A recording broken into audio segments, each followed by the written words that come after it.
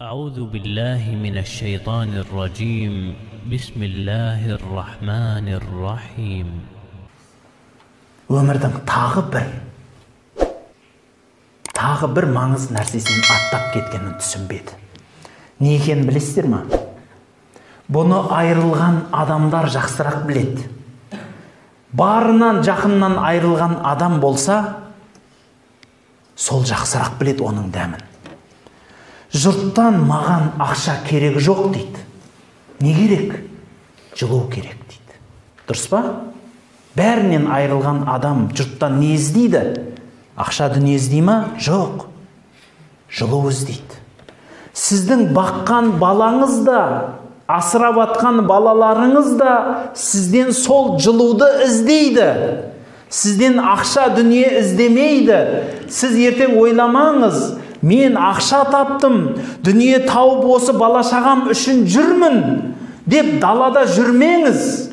Бәлки сол бала-шағаңызға, әйеліңізге, әйел болсаңыз еріңізге көңіл бөліңіз. Сіздің жүрегіңіздің жылулығы қалады ертең өлгеніңізде. Ертең басқа жаққа кетіп бұрылсаңыз да сізден іздейтіні мынау дүние баяғыда ақша беріп еді емес. Жылулық іздейді. Ертең өскенде де балалар не іздейді ата-анасынан? Кезінде деп, әке шешем жас кезінде мені мойнына іліп көтеріп еді. Мына жерде былай жүріп еді, былай тұрып еді. Яғни тіпті ойыншық әперсе де ойыншықты дүние ретінде іздемейді. Бала не жағынан іздейді? Сіздің махаббатыңыздың маған деген белгісі деп түсінеді. Түсінесіз ба? Яғни сіздің әперіп атқан киіміңіз, ойыншығыңыз, соның бәрін ол жылулық деп түсінеді. Яғни бұл адамдардың мына дүниедегі сіздің, біздің келгендегі араласымыздағы нәрсе бұл жылулығымыз, жан жылулығымыз, бауырлар.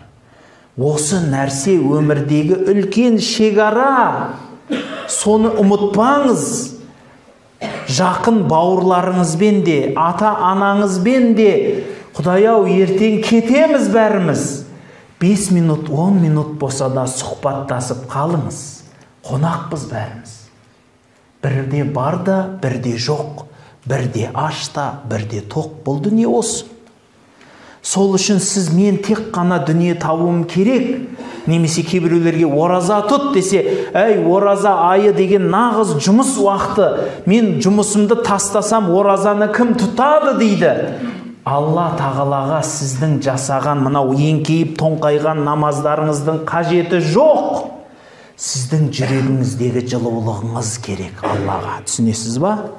Сол үшін пайғамбарымыз саллаллаху алейхи ва саллям айтады: сендердің сойған құрбандықтарыңның қаны да, малы да, еті де, терісі де, дымы да Аллаға бармайды. Қажеті де жоқ. Бәлки сіздің жүрегіңіздегі тақуалық барады дейді.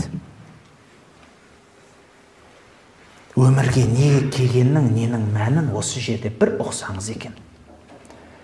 Алла тағалаға да сіздің жүрегіңіздегі нағыз имандылық қажет. Сіздің тапқан ақшаңыз, тұтқан оразаңыз, барған қажылығыңыз, берген садақаңыз қажеті жоқ оның, біреуіне де мұқтаж емес Алла.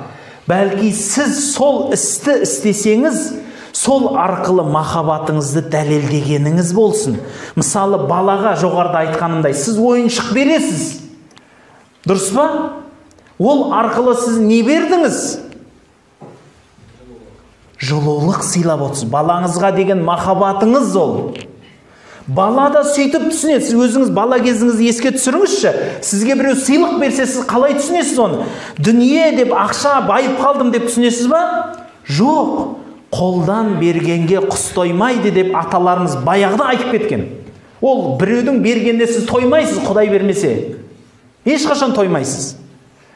Бәлки ол сол жылулық. Пайғамбарымыз саллаллаху алейхи ва саллям не деп айтқан? Байқайсыздар ма? Осы жылулық бағытында керемет бір сөзі бар. Бір-бірлеріңізге сыйлық сыйлаңыздар. Бір-бірлеріңізге махаббаттарыңыз асады дейді. Сыйлық деген міндетті түрде дүнияуи болу міндет емес.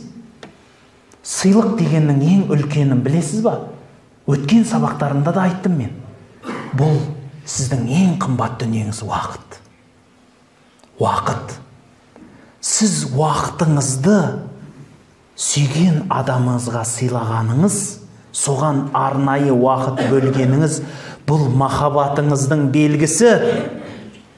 Бұл ол кісіге деген махаббатыңыздың, ол кісіге деген көңіліңіздің бар екендігінің белгісі.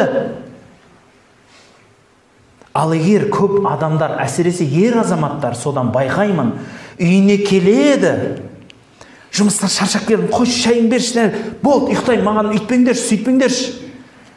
Сізден оның тапқан, сіздің тауып келген, шаршаған дүниеңіз керек жоқ жанұяңызға. Бір тиынға да керек жоқ оның бәрі. Адам кедей болып та өмір сүрген. Бұдан кейін де өмір сүреді. Тас кедей болып та, ашаршылықта да өмір сүрді адамдар. Соғыста да өмір сүрді.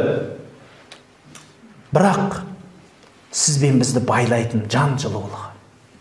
Сіз үйге келдіңіз ба? Балаңызға, әйеліңізге уақыт бөліңіз. Уақыт бөліңіз. Бөлгіңіз кемей тұрса да бөлгіздіріңіз. Өйткені сіздің бірінші міндетіңіз әкелік, жар, жанжарлық міндетіңіз, достық, тіпті досыңызға міндетіңіз не міндет?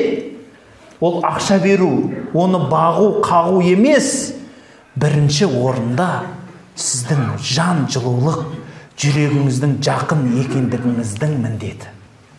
Сол үшін көп жанұялар ажырасатында содан. Жігіттер анау қызбен жүрген кезінде білесіздер ма? Қандай жүреді? Соған арнайы уақыт бөледі, күш тығып киініп келеді, киноға апарады, бір жерге апарады. Яғни өзінің сезімін білдіреді бір нәрсемен. Бірақ үйіне әкеліп, той болғаннан кейін болды, еркек қайтадан қаңғы бастығын бастайды. Сыртқа жүреді, қаңғырады, сол далада жүргісі келеді. Ана үйдегісі қызық емес болып қалды. Өтірік деңізші. Көп жігіттерде осы нәрсе бар. Көп жігіттерде осы нәрсе бар. Үйіне үйленіп әкеледі, әйелін тастайды да кетеді, болды. Оған дейін ол махаббаты еді. Ал үйіне келгеннен кейін ол болды. Енді сырттан іздейді. Ана бейініне бір қасқыр сияқты ғой. Қасқыр, аш қасқырды қораға жіберсеңші, бір қойды тістеп, лақтырып жібереді, тағы тістеп кете береді осылайша. Тоқтамайды ол адам. Ол қасқыр сондай да, қызығына кірді ме тоқтамайды, тістеп өлтіріп кете береді. Оған сол өлтіру мақсат. Сіз ойлаңыз. Үйленуден бұрын не үшін үйлендіңіз? Сізді Алла тағала не үшін қосты? Сіздің адал жан-жарыңыз ғой, білесіз ба? Сол жан-жарыңыздың қолынан ұстасаңыз, сол ұстаған қолыңыздың арасынан күнәңіз төгіліп түседі. Білесіз ба? Алла сөйтіп қойды. Екеуіңіз бір-біріңіздің қолыңыздан ұстасаңыз, араларыңыздан күнә төгіледі.